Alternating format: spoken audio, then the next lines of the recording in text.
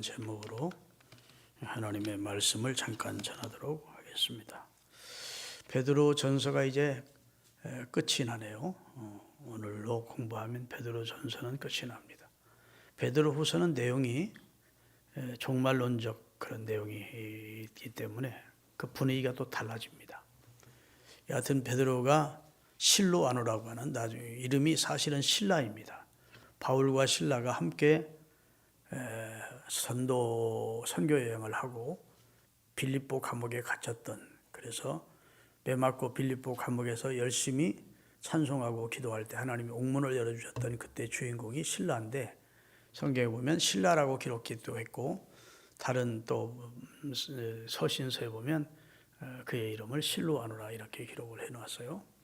그러니까 오늘 본문이 마지막 부록 부분은 12절부터 14절 이 부록 부분은 실로아노라는 사람을 대필시켜서 이것을 기록했다고 볼 수 있겠습니다. 오늘 10절 지난 수요일날 배웠습니다만, 모든 은혜의 하나님 곧 그리스도 안에서 우리를 부르신 하나님, 그리고 우리를 영원한 영광의 나라에 들어가게 하신 하나님, 그분이 우리를 고난 가운데서 온전하게 하고 굳게 하고 강하게 하고 견고케 해 주실 것이다. 이게 이제 베드로의 하나님을 향한 믿음입니다. 아멘. 고난이, 우리가 지금 당하고 있는 고난이 절대로 무의미한 고난이 아니고, 이 고난이 우리를 강하게 하고 굳건하게 하고 그 다음에 온전하게 하고 견고케 만들어 줄 것이다. 그러면서 하나님을 소개하기를 은혜의 하나님이 이렇게 고려하고 있습니다. 모든 은혜의 하나님, 그 하나님이 그리스도 안에서 우리를 부르신 하나님, 그리고 우리를 견고케 하시고 강하게 하시고 굳건하게 하시고 온전하게 하시는 하나님. 얼마나 좋은 표현입니까? 하나님이 어떤 하나님이라고요? 그리스도 안에서 우리를 부르신 은혜의 하나님. 우리를 왜 불렀냐? 거룩한 그의 나라에 들어가게 하시려고 그리스도를 통해서 우리를 부르신 하나님. 그리고 우리가 이 땅에 살면서 믿음 때문에 당하는 고난이 결국은 우리에게 유익이 되도록 온전하게 하시고 그 다음에 견고케 하시고 강하게 하시고 그리고 굳게 하시는 그런 은혜를 결국은 주시는 좋으신 하나님을 신뢰하고 살라, 이런 말씀을 하고 계시고요.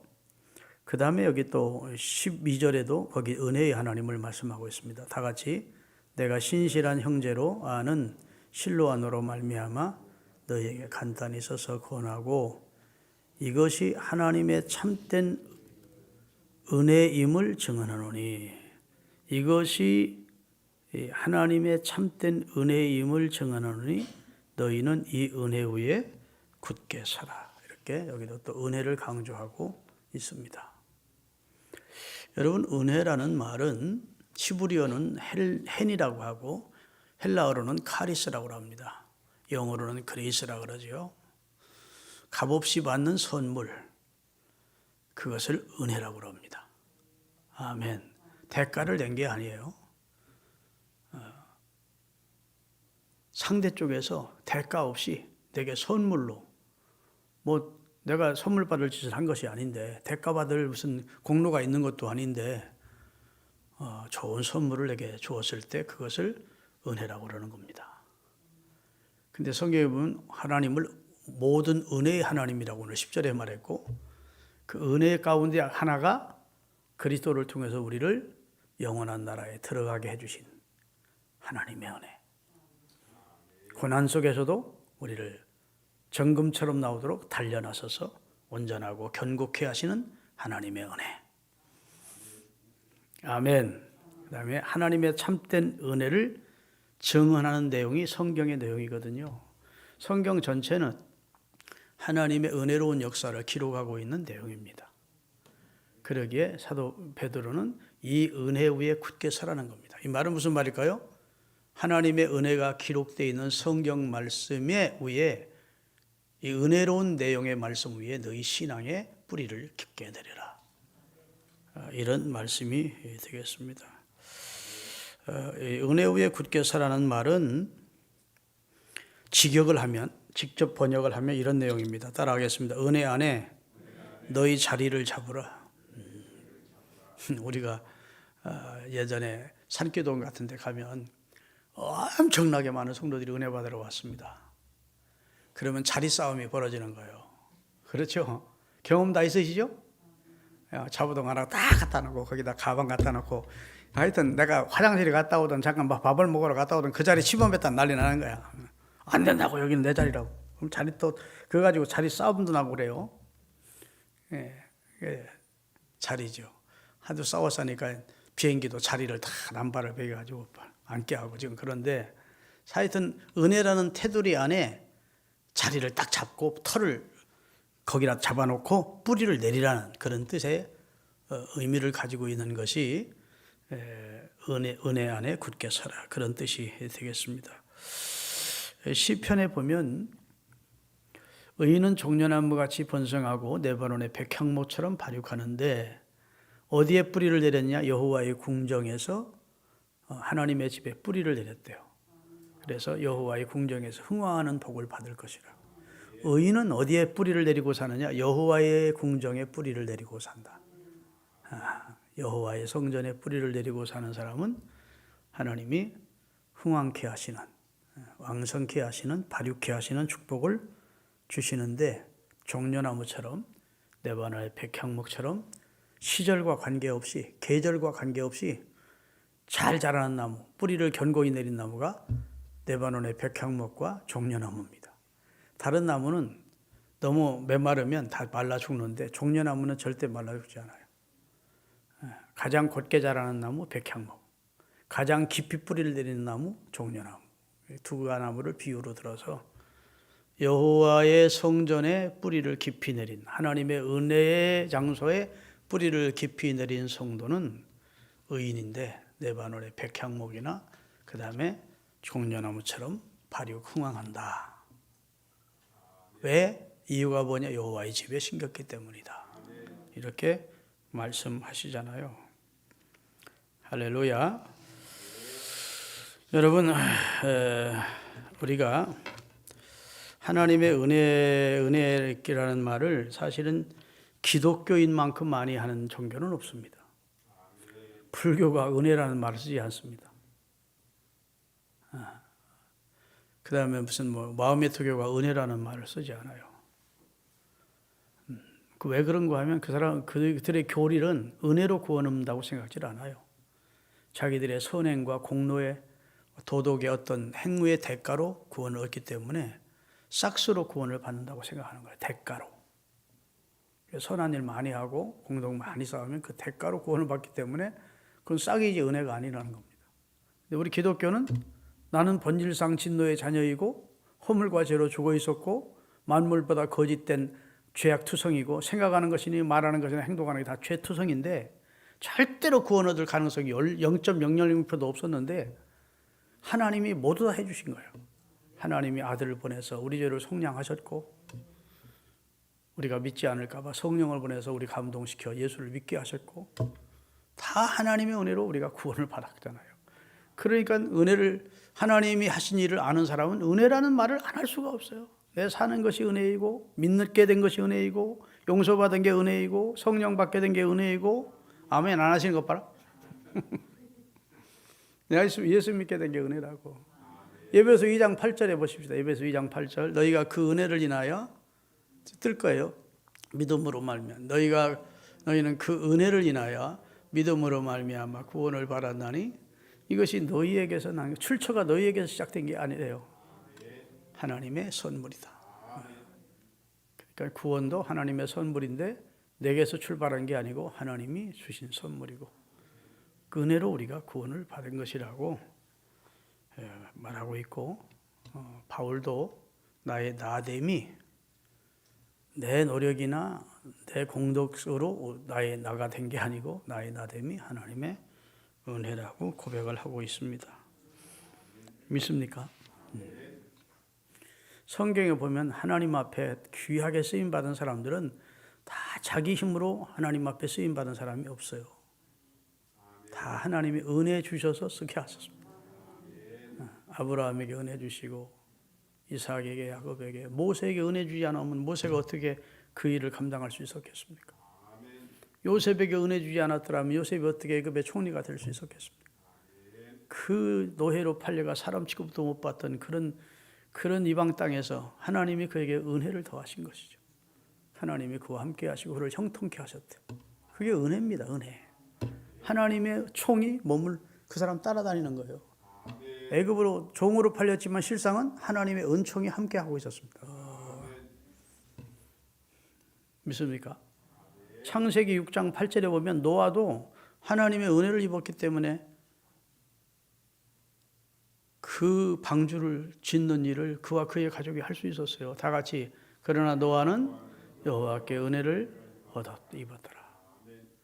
노아가 다른 사람보다 의롭고 똑똑하고 지혜롭고 이래서 그게 아니고 하나님이 한 가족을 이 세상에서 살려야 되겠기에 인류를 다 죽일 수는 없으니까 그 가운데 한 가정을 선택해서 노아에게 은혜를 주신 겁니다. 하나님의 말씀을 믿도록 그리고 방주를 만드는 일을 순종하도록 은혜를 주셨어요. 그의 가족들이 아버지 말에 반발하지 않도록 은혜를 주신 거예요. 하나님의 영이 성령의 순리가 영적인 순리가 그와 그의 가정에 강권적으로 역사하니까 그 자식들이 반발하지 않고 부인이 막 남편한테 왜 이런 미친 짓 하느냐고 대항하지 않고 다 순종했대. 그게 답이 어디야? 누가? 여호와께 은혜를 입은 결과였대요. 여러분 처녀 마리아가 예수님을 잉태 못하는 일입니다. 그 누구도 할 수 없는 일이에요. 돌에 맞아 죽을 가능성이 있는 일입니다. 그런데 누가복음에 보면 거기도 은혜를 입어서 누가복음 1장 28절 그리고 30절을 읽겠습니다.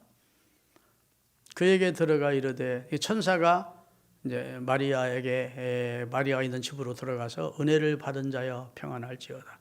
주께서 너와 함께 하시도다. 마리아가 하나님의 은혜를 옷을 입혀주듯 하나님이 은혜로 옷을 입혀준 겁니다.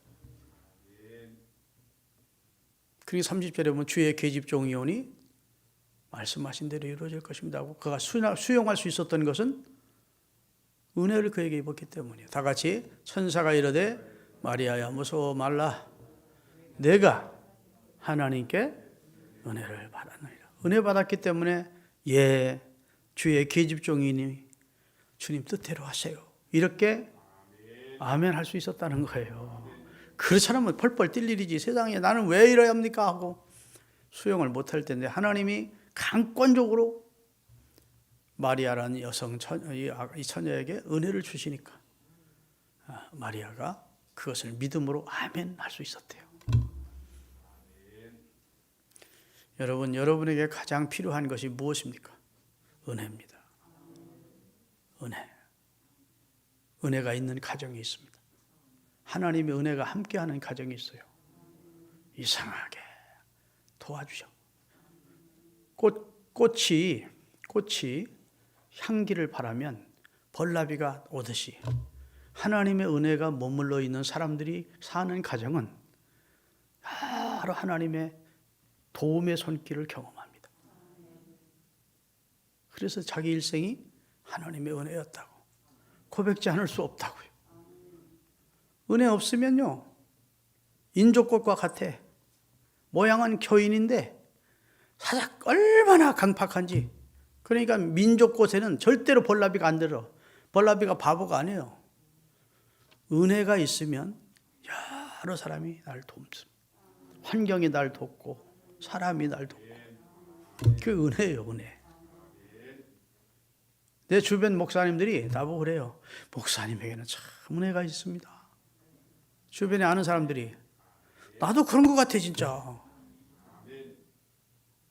내가 내놓을 게 하나도 없는데 사사건건 하나님의 도우심을 경험하는 거예요. 그거 왜 그런지 몰라. 하나님 앞에 가서 물어봐야 돼 나중에. 왜 하나님 나는 남다른 은혜를 주셨습니까? 이렇게 물어볼 일입니다. 진짜 은혜의 삶을 지금까지 살아가서. 여러분 기계가 돌아가려면 기름을 그 그 배앓이라고 하는 것에 모빌이라고 하는 걸 쳐주지 않으면 쇠도 깎여요. 그 기계가 망가져 버립니다. 그 모빌이라고 하는 것을 그 구멍에 모빌을 넣을 수 있는 구멍들이 옛날에, 지금은 기계가 그런지 모르는데 옛날에는 구멍이 조금 뚫려 있어서 거기다가 모빌을 이렇게 싹 넣어주면 배앓이 기가 막히게 잘 도는 거예요. 하나님의 은혜가 나 개인에게나 가정에게나 사업에 은혜가 주어지면 그것을 주의 선하심과 인자하심이 정녕 너를 따르리니 이런 겁니다. 내가 여호와의 집에 영원히 사는 복을 받게 될 것이다. 그럼 은혜는 어디서 오느냐 하는 겁니다. 은혜는 예수님에게서 오는 겁니다. 요한복음 1장 14절이에요. 예수님만 우리에게 은혜를 주시는 분입니다. 이 세상에는 은혜가 없어요. 다 대까지, 다 상대적이고, 다 날 이용해 먹으려고 그러고, 응? 이 세상에는 give and take로 내가 너 도왔으면 너도 날 도와야 돼, 이런 조건이지, 이 세상에는 진짜 은혜가 없어요. 가장 하나님의 비슷한 은혜가 있다면 부모님이 자식을 사랑하는 그 은혜는 하나님의 사랑에 약간 견줄 만한 은혜이고, 진짜 은혜는 예수님께로부터 오는 겁니다. 그래서 1장 14절 다 같이, 말씀이 육신을 입고 우리 가운데 거하심에 우리가 그의 영광을 보니 아버지의 독생자의 영광이요. 예수님 안에 은혜와 진리가 충만하더라. 이게 누가 고백한 거예요? 예수님의 가장 가까이서 예수님의 사랑을 받던 예수님의 제자 요한이 예수님을 경험하고 난 후에, 예수님과 함께 3년을 공생애를 지나고 난 다음 예수님 부활 승천하시고 요한복음을 썼는데, 예수님은 우리 눈으로 본 바요, 우리 귀로 들은 바요, 손으로 만진 바요.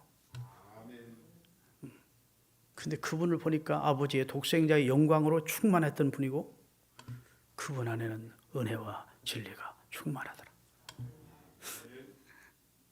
여러분, 사람 가까이 하면 존경할 만한 사람 별로 없습니다. 내가 굉장히 존경스러운 목사님들과 같이 외국 여행을 가봤더니요, 그 사람들도 나하고 별말 다르지도 않대. 욕심도 부리고 인간적인 허점도 많고 실수도 많고, 멀리서 볼 때는 아무개 목사님 너무너무 배울 만한 분이다 싶었는데, 가까이 있어 보니까 거기서 거기야 사람은.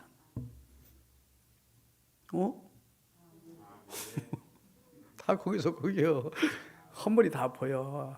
사람 가까이 해보면 트림도 하고 뒤로 냄새도 풍기고 말도 실수하고 욕심도 부리고 인간적인 것도 나오고 다 그래요. 예수님 같은 분이 없어. 예수님은 요한이 가까이 해보니까 은혜와 진리가 그 속에 충만하고, 독생자의 영광, 하나님의 영광으로 충만해 있던 분이더래. 그러니 얼마나 그분의 이 예수님께 대한 평가가 정확한 겁니까? 아멘. 예수님을 좋게 평가하려고 없는 것을 지금 꾸며내는 말이 아니거든. 그분과 함께 있어 보니까 그분은 독생자의 영광으로 가득한 분이고 은혜와 진리가 충만하다. 그 다음에 16절. 우리가 다 그의 충만한서 받으니, 그가 누굴까요? 여기 예수님이에요. 예수님에게서 받는데 그분은 은혜 위에 은혜가 막 꽃배기 은혜가 막 꽃배기 은혜가 넘치는 은혜 위에 은혜가 충만한 분이더라. 그런 말입니다. 은혜 조금 주시고 야 이제 됐어 못 줘, 그런 분이 아니고, 내가 은혜를 사모하면 한없는 은혜를, 한없는 은총과 은혜를 하나님의 백성과 하나님의 백성의 사업에 주실 수 있는 분이라고요. 그래서 오늘 본문에 보면 그 은혜 위에 굳게 서서 신앙생활을 하라고, 그 은혜가 기록된 하나님의 말씀을 이제 내가 적어 보냈다 그러면서 하나님의 참된 은혜임을 증언하노니 너희는 이 은혜에 굳게 서라, 이렇게 말씀을 하고 있습니다. 고린도후서 6장 1, 2절에 보면 경고도 하십니다. 다 같이 읽겠습니다. 우리가 하나님과 함께 일하는 자로서 너희를 구원하노니 하나님의 은혜를 헛되이 받지 마라. 그 다음 2절, 이러시되 내가 은혜 베풀 때에 너를 듣고 구원의 날에 너를 도왔다 하셨으니 보라 지금은 은혜 받을 만한 때요. 보라 지금이 구원의 날이다. 은혜 헛되게 받지 말고 은혜 받았으면 은혜 받은 사람답게 살아야지 은혜를 짓밟지 말라는 겁니다. 아멘. 내가 은혜 베풀 때 너를 듣고 구원의 날에 너를 도와주었지 않느냐. 너 구원받은 것, 너 은혜 받은 것 네게에서 나온 게 아니야. 다 내가 너를 붙들어주고 너를 세워줬기 때문에 내가 구원받은 거 아니냐. 그런데 그 은혜를 헛되게 여기면 되겠어? 그런 말입니다. 믿습니까? 하나님의 은혜를 소중히 여기십시다. 은혜 잃지 않도록 힘쓰시기를 예수님의 이름으로 축원합니다. 히브리서 12장 15절에도 경고를 하십니다. 히브리서 12장 15절 너희는 하나님의 은혜에 이르지 못하는 자가 없도록 하고 또 쓴뿌리가 나서 괴롭게 하여 많은 사람이 이로 말미암아 더럽게 되지 않게 하라. 자, 하나님의 은혜는 천국까지 가는 은혜를 주시기를 원하는데 그 천국에 이르지 못하도록 이 땅에서 시험당하고 쓴뿌리가 나서 하나님이 궁극적으로 주시기를 원했던 가나안 땅에 천국에 못 들어가는 그런 불상사가 생기지 않도록 너희 마음에서 일어나는 쓴뿌리를 제거해라는 겁니다. 어느 날 갑자기 교회가 싫어지고 목사도 싫어지고 신앙생활도 재미없어지고 이런 쓴뿌리들 어떤 때는 갑자기 하여튼 우리 마음속에 일어나는 쓴뿌리가 갑자기 생각지 않은 쓴뿌리가 일어나면 그것이 내 신앙을 넘어뜨리기 위한 복 하나님이 주신 축복을 거두어가게 하는 그런 것이기 때문에 쓴뿌리가 나지 않도록 시험 들지 않도록 깨어 기도해야 된다고 말씀해 주고 있는 겁니다. 할렐루야. 자, 그러면 성경에 보면 이제 은혜가 어디서 나오는지를 구체적으로 에스겔을 통해서 계시의 눈을 열어 하나님이 보여주신 내용이 있어요.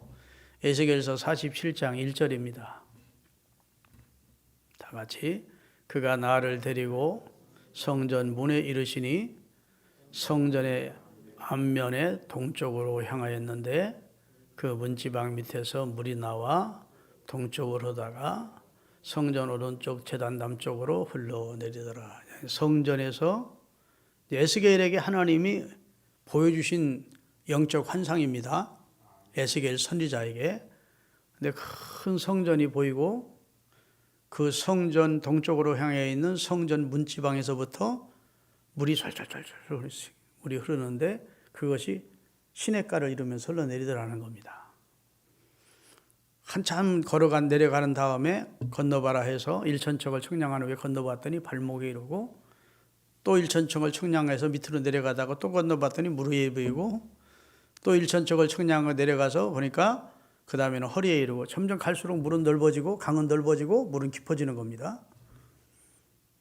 그리고 또 1,000척을 청량한 후에 강을 건너려고 하니까 발이 닿질 않아서 건널 수 없어서 헤엄할 물이 되었더라는 겁니다. 그때쯤 가보니까 강 좌우편에 열매가 풍성한 열매들이 나무들이 풍성히 있고 그 다음에 그 강가에는 어부들이 있는데 풍성한 물고기를 잡아 노래를 부르고 있는 모습이 풍요로운 하나님의 은혜가 처음부터 강하게 오는 게 아니고 조금씩 내 삶령에 닥쳐오면 내가 은혜 충만 받게 되면 아름다운 내 삶의 열매가 맺힌다는 겁니다. 아름다운 결과가 나타난다는 거예요. 그런데 11절에 보면 아주 독소적인 내용이 하나 있습니다. 다 같이 그 진펄과 개펄은 되살아나지 못하고 소금 땅이 될 것이며. 자, 은혜의 물을 받아들이지 않고 있는 강팍한 사람들은 결국 진펄과 개펄처럼 소금 땅이 되어 버림을 받게 될 것이다. 아무리 주님의 은혜가 충만하게 흘러도 내가 딱 마음의 문을 닫고 하나님의 은혜를 받지 않으면 그 사람은 진펄과 개펄처럼 아까 쓴뿌리가 난 것처럼 버림받게 될 것이다. 소금 땅으로 저주받은 땅으로 남게 될 것이야. 그러니까 우리가 어떻게 해야 됩니까? 하나님의 은혜가 내게 임하는 거면 마음을 활짝 열고 은혜를 사모하고 내 주 하나님 넓고 큰 은혜를 향한 은혜의 바다를 향해서 헤엄쳐 나갈 마음을 먹고 하나님의 은혜를 사모하면 그러면 우리 삶 속에 격앙가를 부르는 것처럼 풍년가를 부르면서 풍성한 좌우에 넓은 우리 성경 그거 한번 찾아봅시다. 에스겔서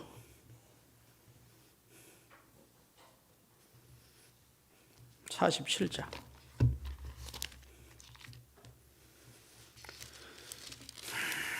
자, 1절은 읽었으니까 2절부터 읽겠습니다. 그가 또 나를 데리고 북문으로 나가서 1227쪽이에요. 1200 구약성경. 물이 그 오른쪽에서 스미어 나오더라. 그 다음에 3절부터 다 같이 읽습니다.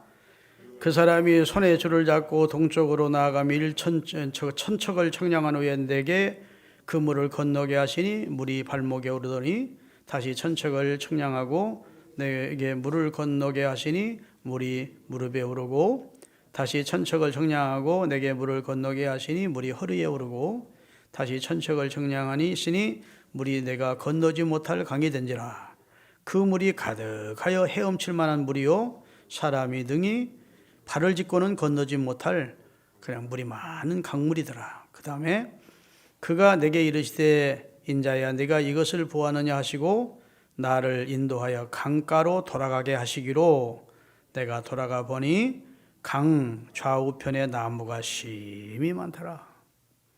그가 내게 이르시되 이 물이 동쪽으로 향하여 흘러 아라바로 내려가서 바다에 이르리니 이 흘러내리는 물로 그 바닷물이 어떻게 해요? 은혜가 임하는 곳마다 살아나는 역사가 나타난다는 거예요. 하나님의 은혜가 임하면 죽었던 물도 다 살아난대요. 죽었던 땅도 다 회복된대. 살아나리라. 그 다음에 이 강물이 이르는 곳마다 번성하는 모든 생물이 살고 또 고기도 심히 많으리니, 이 말은 은혜를 받으면 우리 삶이 얼마나 풍요롭고 축복받는 삶인지를 말씀하고 있는 겁니다. 이 물이 흘러 들어감으로 바닷물이 되살아나겠고 이 강이 이르는 각처의 모든 것이 살 것이며 또 이 강가에 어부가 설 것이니 엔게디에서부터 에글라임까지 그물 치는 곳이 될 것이라. 그 고기가 각기 종류를 따라 큰 바다의 고기같이 심히 많으니. 여기까지 이제 축복된 내용입니다. 은혜 받으면 이렇게 축복을 받는다는 거예요.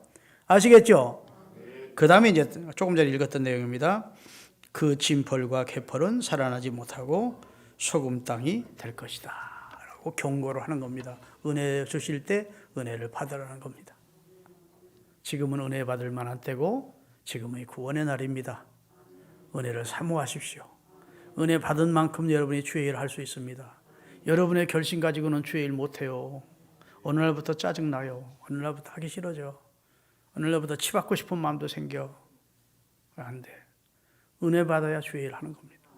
평생 주의 일해도 기쁜 겁니다. 은혜로 하지 않고 인간의 생각이나 자기의 어떤 결심 가지고는 끝까지 못 가요. 은혜 받으세요. 믿습니까? 은혜가 나를 은총의 삶으로 인도하는 것이라고요. 그래서 하나님의 은혜에 굳게 서시기를 예수님의 이름으로 축원합니다. 하나님 주시는 은혜를 우습게 보면 쓴뿌리가 된대요. 진펄과 개펄 땡이 돼서 소금 땅이 돼버린대요. 교회 나왔다고 다 좋은 게 아니에요.